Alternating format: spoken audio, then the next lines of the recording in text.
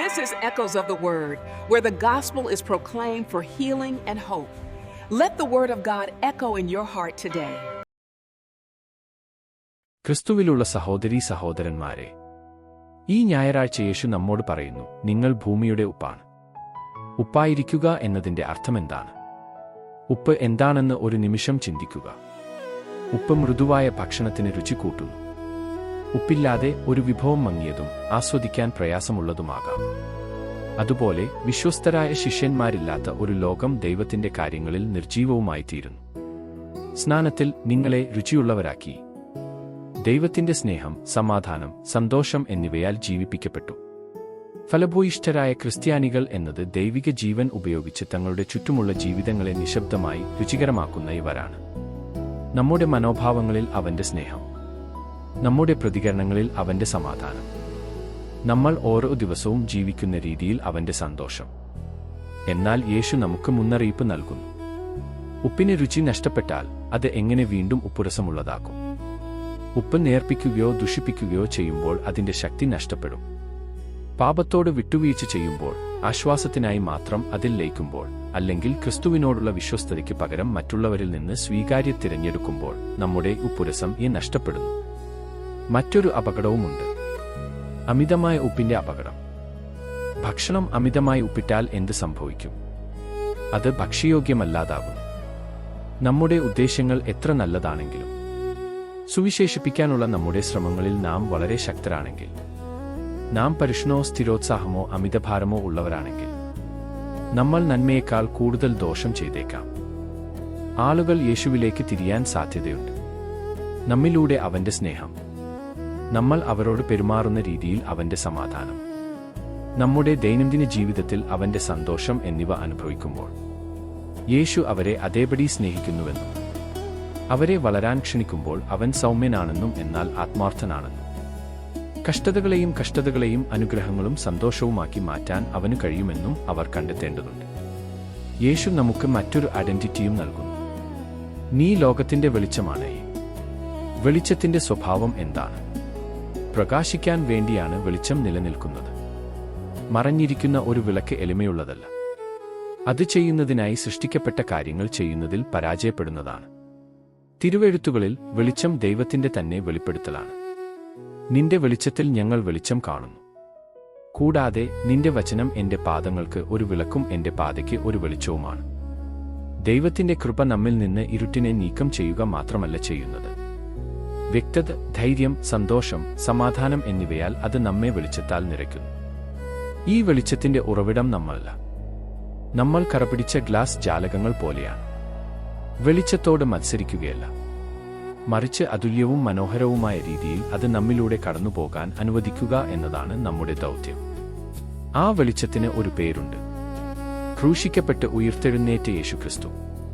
കുരിശിൽ നിന്ന് ചരിത്രത്തിലെ ഏറ്റവും ഇരുണ്ട നിമിഷം, ഏറ്റവും തിളക്കമുള്ള വെളിച്ചം ലോകത്തിലേക്ക് പ്രകാശിക്കുന്നു. ഇന്ന് ലോകം ഇരുട്ടിൽ ഭാരമുള്ളതായി തോന്നുന്നു. ഇരുട്ടിനെ ശപിക്കാൻ യേശു നമ്മോട് ആവശ്യപ്പെടുന്നില്ല. അദ്ദേഹം നമ്മോട് പ്രകാശിക്കാൻ ആവശ്യപ്പെടുന്നു. നിശബ്ദമായി, വിശ്വസ്തയോടെ, ധൈര്യത്തോടെ. ഉപ്പും വെളിച്ചവും വെറും പുരാതന പ്രതിരൂപങ്ങളല്ല. ഇന്ന് നമ്മുടെ തെരുവുകളിൽ അവ അടിയന്തിരമായി ആവശ്യമാണ്. ഇന്ത്യയിൽ ഉത്തരാഖണ്ഡിലെ കോട്വാർ എന്ന പട്ടണത്തിൽ ദീപക് കുമാർ എന്ന ഹിന്ദു ജിം ഉടമ ഇത് എങ്ങനെയിരിക്കുമെന്ന് ഞങ്ങൾക്ക് കാണിച്ചു തന്നു. ഒരു വൃദ്ധനായ മുസ്ലിം കടയുടമ വർഷങ്ങളായി അവിടെ ഒരു ചെറിയ കട നടത്തിയിരുന്നു. ഒരു ദിവസം ഒരു ജനക്കൂട്ടം അദ്ദേഹത്തിന്റെ കട വളഞ്ഞു. കടയുടെ പേരിലുള്ള ബാവ് എന്ന വാക്കിൽ കോപാകുലരായി. ശബ്ദങ്ങൾ ഉയർന്നു, മുദ്രാവാക്യങ്ങൾ മുഴങ്ങി. അന്തരീക്ഷം പിരിമുറുക്കവും അപകടകരവുമായി. ദീപകിന് നിശബ്ദത പാലിക്കാമായിരുന്നു. ആൾക്കൂട്ടത്തിൽ ലയിക്കാമായിരുന്നു. സുരക്ഷ ഉറപ്പാക്കാൻ അദ്ദേഹത്തിന് പിന്നോട്ട് പോകാമായിരുന്നു. പകരം അദ്ദേഹം മുന്നോട്ട് വന്നു. കോപാകുലരായ സംഘത്തിനും കടയുടമയ്ക്കും ഇടയിൽ അദ്ദേഹം സ്വയം നിർത്തി. അവർ എന്തിനാണ് ഈ മനുഷ്യനെ ലക്ഷ്യമിടുന്നതെന്ന് അദ്ദേഹം ചോദ്യം ചെയ്തു. സമാധാനത്തോടെ ജോലി ചെയ്യാനുള്ള തന്റെ അവകാശത്തെ പ്രതിരോധിച്ചു. പിന്നീട് ദീപക് പറഞ്ഞു, ഗീതയുടെ പഠിപ്പിക്കലുകളിൽ നിന്ന് പ്രചോദനം ഉൾക്കൊണ്ട് നമ്മുടെ രാജ്യത്തിന് വേണ്ടത് സ്നേഹവും വാത്സല്യവുമാണ്, വിദ്വേഷമല്ല. ആ ദിവസം അദ്ദേഹം ഉപ്പായി വിദ്വേഷത്തിന്റെ അപചയത്തെ ചെറുത്തു വെളിച്ചമായി. വ്യത്യസ്തമായ ഒരു പ്രവർത്തന രീതി വെളിപ്പെടുത്തി. അദ്ദേഹം ഒരു നീണ്ട പ്രസംഗം നടത്തിയില്ല. അദ്ദേഹത്തിന്റെ ധൈര്യം പ്രസംഗമായിരുന്നു. ജനപ്രീതിയേക്കാൾ സമാധാനം അദ്ദേഹം തിരഞ്ഞെടുത്തതിനാൽ. പിന്നീട് അദ്ദേഹം തന്റെ ജിമ്മിന് പുറത്ത് ഭീഷണികളും പ്രതിഷേധങ്ങളും ആക്രമണങ്ങളും നിയമക്കേസുകളും പോലും നേരിട്ടു. എന്നിരുന്നാലും ഇന്ത്യയിലും അതിനപ്പുറത്തുമുള്ള പലർക്കും അദ്ദേഹം പ്രത്യാശയുടെ അടയാളമായി. നമ്മുടെ കാലത്തും നന്മ, ധൈര്യം, അനുകമ്പ എന്നിവ സാധ്യമാണെന്നതിന്റെ ഒരു സജീവ ഓർമ്മപ്പെടുത്തലായി.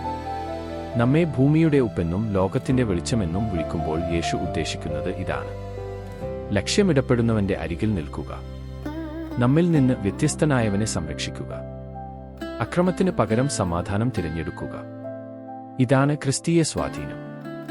അതുകൊണ്ട് ഇന്ന് നമുക്ക് ഓരോരുത്തരും ഇങ്ങനെ ചോദിക്കാം: എന്റെ ഇടവകയിൽ, എന്റെ ജോലിസ്ഥലത്ത്, എന്റെ മാർക്കറ്റിൽ ഭയവും കോപവും ഉയരുമ്പോൾ ഞാൻ ആൾക്കൂട്ടത്തിലേക്ക് അപ്രത്യക്ഷനാകുമോ? അതോ ദീപക്കിനെ പോലെ ക്രിസ്തുവിനു വേണ്ടി ഞാൻ ഉപ്പും തിളക്കവുമുള്ളവനായിരിക്കുമോ? സഹോദരീ സഹോദരന്മാരെ, യേശു ഇന്ന് നമ്മെ വിളിക്കുന്നു ഭൂമിയുടെ ഉപ്പും ലോകത്തിന്റെ വെളിച്ചവുമാകാൻ. നിങ്ങളുടെ ജീവിതം പ്രസംഗിക്കട്ടെ. നിങ്ങളുടെ സ്നേഹം പ്രകാശിപ്പിക്കട്ടെ. നിങ്ങളുടെ വിശ്വാസം ദൃശ്യമാകട്ടെ. സമാപന പ്രാർത്ഥന. കർത്താവായ യേശുവേ, എല്ലാ ഇരുട്ടിലും നീ എന്റെ വെളിച്ചമാണ്. എന്റെ ഉപ്പുരസം നഷ്ടപ്പെടാതിരിക്കാൻ എന്നെ കാക്കേണമേ. നിങ്ങളുടെ വെളിച്ചത്തെ മറയ്ക്കുന്ന ഭയത്തിൽ നിന്ന് എന്നെ മോചിപ്പിക്കണമേ. മറ്റുള്ളവർക്ക് നിങ്ങളുടെ വീട്ടിലേക്ക് വഴി കണ്ടെത്തുന്നതിന് എന്റെ ജീവിതം നിങ്ങളുടെ സത്യം പ്രസരിപ്പിക്കട്ടെ. ആമേൻ. Thank you for praying with us through Echoes of the Word. May the Lord bless you and heal your heart. If this message helped you, share it with someone who needs His word today.